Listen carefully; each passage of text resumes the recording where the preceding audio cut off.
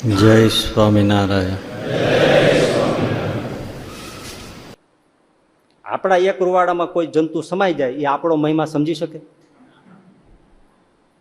તો અક્ષરબ્રહ્મ જેનો મહિમા એક રૂવાડમાં સમાઈ જાય એ શું અક્ષરાધીશનો મહિમા જાણીએ શકે? પાર કેમ પામી શકે? પૂરેપૂરો પાર ન પામે. મહિમા તો જાણે જ છે. અક્ષરબ્રહ્મ જેવો જાણે છે એવો કોણ જાણે? અક્ષરમુક્ત તો જાણે છે એવો કોણ જાણે? પણ છતાંય એ પૂરો કેમ જાણી શકે? હાથીના શરીર ઉપર કીડી ચાલી જતી હોય એ હાથીને કેમ જાણે? હે, આપણામાં માથાના વાળ હોય એમાં જૂં પડી હોય એ જૂં આપણો શું પાર પામે? એ આઈન્સ્ટાઈનના માથામાં જૂં પડી હોય એ આઈન્સ્ટાઈન એ શું જાણે? સ્ટીવ જોબના માથામાં જૂં પડી હોય તો એ જૂ શું જાણે કે આ જોબ શું છે, સ્ટીવ જોબ શું છે? જાણે? એમાં બધા દેવતાઓ શું મહિમા જાણી શકે? તો ભલા એ ના જાણી શકીએ તો આપણે શું જાણી શકીએ? કહો. આપણે એમ કહીએ છીએ કે અમે ભગવાનનો મહિમા જાણીએ છીએ, ભગવાનનો મહિમા જાણીએ છીએ, પણ ક્યાંય ગણતરીમાં ના આવીએ આપણે.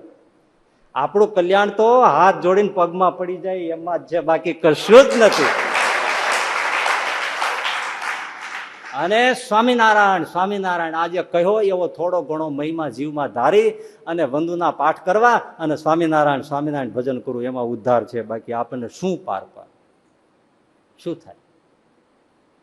કાગ બાપુએ ભજન લખ્યું છે, એમાં કહ્યું છે કે મચ્છરિયું ઉડી અને આકાશનો પાર પામવા જાય, અનંત અનંત એની પેઢીઓ ભેળી થાય તો આકાશનો પાર પામે નહીં. એક માછલી મહાસાગરનો પાર પામે નહીં. એમ અક્ષરાધિપતિનો પાર કેમ પમાય? અક્ષરબ્રહ્મ ન પામતા હોય તો બીજા કોણ પામે? ક્યાં વાત જાય છે? જે હરિ અક્ષર બ્રહ્મ આધાર પાર કોઈ. શું લખ્યું છે પ્રેમાનંદ સાહેબ? સાવ સીધી સાદી ગુજરાતીમાં બોલો. પાર કોઈ નવ લહે રે.